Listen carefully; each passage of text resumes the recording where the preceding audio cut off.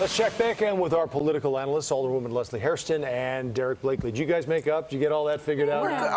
We can talk about this. That was a lover's squabble. Right? That's all. We do that all the time. All right, what's on the agenda for Brandon Johnson? He's going to just, I think, float into his office on the 5th floor. First couple of things he needs to focus on and do. Appoint. What does he do? I think you get the lay of the land. I think you get some really good advisors, and I think you move forward. Just that simple. Derrick, what do you think some of the challenges will be as someone who, of course, has the experience of a county commissioner but has never stepped into a role of this magnitude? This is nothing like being a county commissioner. He is the mayor of the 3rd largest city in the country, and he is going to face significant budget issues, and he's going to have to figure out how to address them. He had a tax program which he laid out, and he said, hey, if I can't get these taxes paid, you're going to have to help me figure out how to raise this money.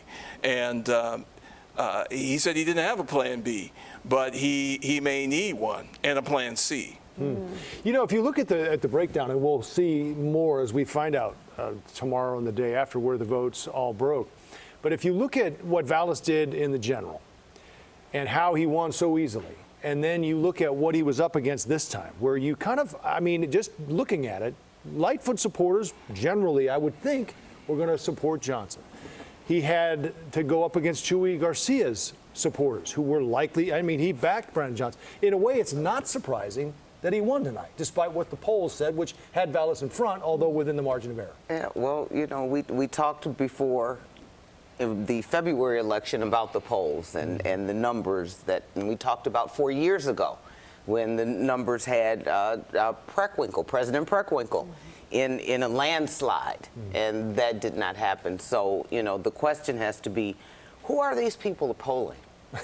Right? Well, they polled that it would be close. They did say that, right? Well, that was only recently. Yeah. And one morning this week, well, today's Tuesday, so maybe Monday, one person said Brandon was ahead, so you all got to get out and vote. Then another TV station said Vallas is ahead by 5 points. So, you know, it's all over. It depends on the questions that you ask. It depends on who you call. You know, there are a lot of different variables there. The polls were all over the place during the course of the campaign, the 2-month campaign, and they only settled in the last week to generally say it's going to be tight. Yep. And that may have reflected the fluidity within the electorate.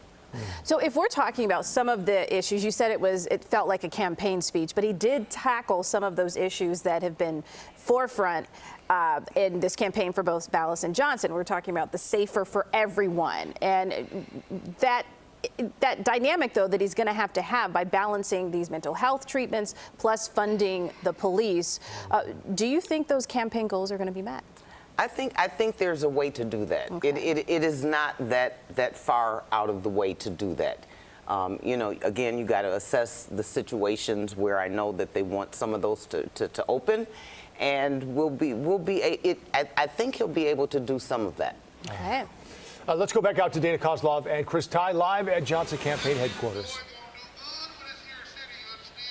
Joe and Erica, there's some symmetry here. 5 weeks ago, we learned there was going to be a runoff. 6 weeks from now, he gets sworn in as the 57th mayor of Chicago. Brandon Johnson on the podium behind us tonight saying this is the civil rights and labor movement colliding, Dave. Yeah, and he talked about eventually bringing this movement to the entire United States of America. But first, he has to pick his cabinet or his administration, and then the real work begins. I want to note Mayor Lori Lightfoot also congratulating and promising that she would help Brandon Johnson transition to his new role. For now, we're going to throw it back to you, Joe and Erica, from Brandon Johnson's election night watch party. All right, Dana and Chris, great job out there tonight. Thank you very much. Yes, let's go back to our Jim Williams and Marie Saavedra. They are live at Vallas campaign headquarters. Jim and Marie.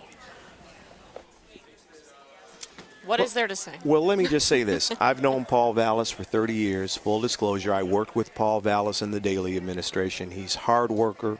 He's very smart. Yes, he's a talker, and he'll go on and on and on an issue.